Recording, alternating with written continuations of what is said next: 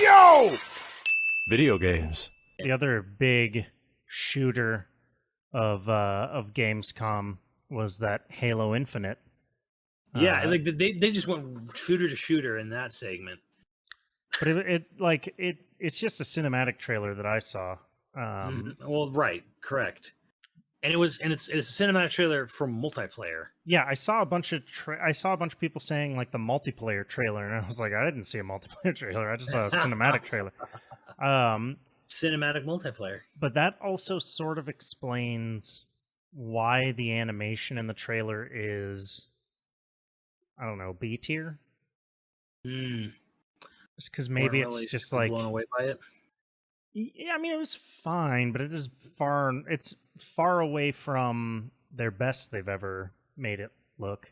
But if they were doing like actual multiplayer assets, because like the movement and everything, it was just kind of like a little weird. I think I get what you're saying. I mean, it's still kind of a hype trailer, but it's nowhere near their best trailers they've ever done. I mean, ODST still has probably one of the best trailers. Yeah, there was a weird thing when the trailer started, and I think you see the background of London. Yeah. And I think it might be, I'm looking at it right now, I think it's 2D. Like, it starts off like, I think I'm looking at some digital comic looking thing, right? With like this, I don't know what it is, like a scarab or whatever the fuck the purple dildo ship is called, flying over the London cityscape or whatever. And it does look 2D. Holy shit!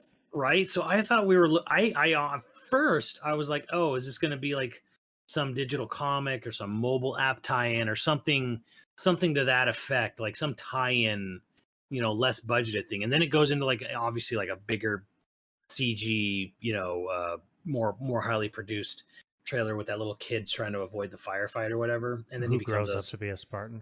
Grows up to be a Spartan or whatever. So this is a weird thing, but you remember like old school movies had those big painted backdrops, matte paintings, and I'm a huge fan of that. Huge fan of that. And so I actually kind of dig this intro for that, but it is hilarious that probably cost cutting, but it's got like a nostalgic look to it that I really dig. Yeah. Oh yeah, these are not this is not 3D. Now it is. And even then only the foreground's 3D. I did not notice it last time. This does have kind of a mobile game feel to the trailer, doesn't it? Yeah, at least at the start it does. So, but and I don't really want to. I don't want to like shit on Halo Infinite's trailer or whatever. But I'm hyped for the game. Like I actually am positive for the game. I do feel though that the overall aspect of this whole project, it feels like you can see the trouble this has had getting fucking made. Yeah, I mean, I don't know who said it to me, but it's like you can see the seams. Like you can see where they, ran out of budget or time or something, and then kind of like where they had more time to polish. And the problem is that they did have time to polish some aspects, and so it makes all the other parts that aren't polished glare a little bit. Yeah, almost points them out harder. Yeah. So it got a release date. That was actually one thing overall with this show. Then I think the best thing I can say about this Gamescom show was how many games got a release date. Finally. So that's good. And they're all February for some reason, but because they were all meant to come out this year and had to be pushed back. Yeah, they all had like little 3 months delays.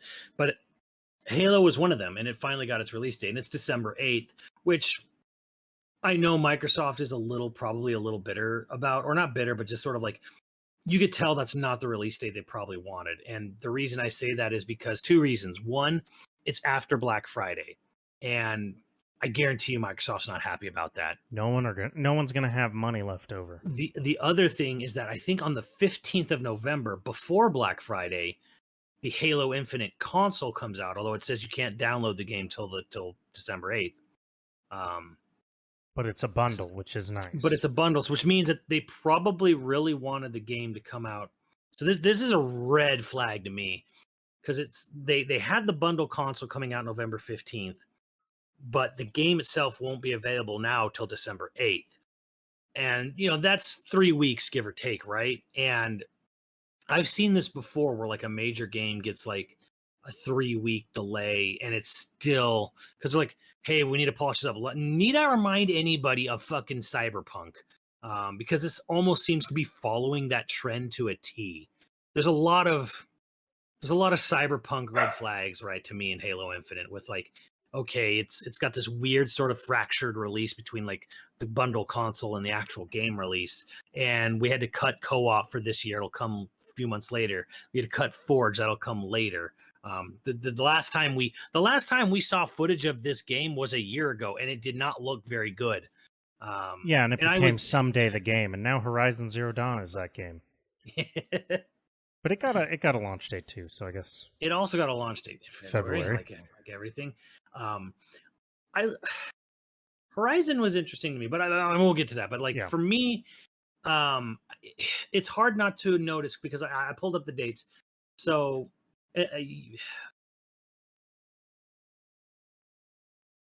Oh, sorry, I'm getting the date on October 28th. Halo Infinite project director Chris Lee left after they delayed the game out of last year. So like it was supposed to be holiday last year, and then they said, "Oh, we're going to push it into 2021." They didn't nebulously. Then it became December.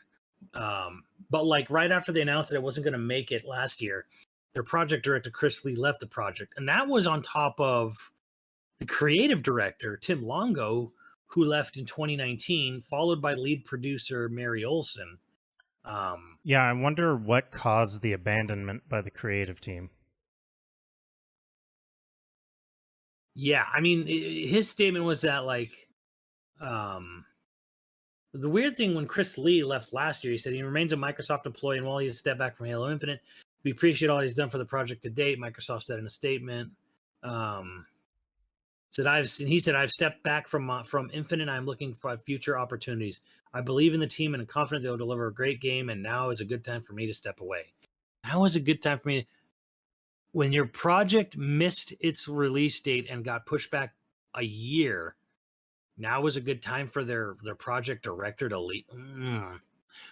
It does seem weird. Yeah. So, and these games were even if it was all smooth sailing the whole time, having your creative director leave what turned out to be 2 years ahead of release and lead producer, and then a year from what turned out to be actual release, like your creative lead or whatever, or not creative, but your project director. This thing was a fucking disaster, top to bottom. There's just no way this wasn't a disaster. And I hope the game's good obviously for Halo fans, but this is definitely not the way that this project intended to go. They got a Halo themed Series S or the Elite 2 controller. Yeah, which I think looks cool. It looks good. It's actually it's one of the better designed like theme controllers I've seen. I know you hate that D-pad though. Yeah, but you can I don't know if you know this, but you can actually give it a completely different D-pad. Yeah, you can swap it out for this other D-pad. Yeah, you can swap it out for like a real D-pad. It's actually good. The Elite's a great controller if you can afford it. Which no one can. Which no one can. And then they had the Halo Infinite console, which I thought actually looked really good for a system console, because it looks like a piece of the game world rather than someone slapping a decal on it. It works. I dig it. I like that it switches in the blue light, the Cortana blue. Yeah. The gold. Yeah, I mean, I don't know. I dig it. I don't think the Xbox Series X, SX, tricky, fucking, I still hate that name. Yeah, the Sexbox. I don't think it's necessarily the coolest looking system. That's, it's just a box. You don't like the mini fridge aspect of it? Yeah, I don't, but I feel like this classes it up a little bit. It does.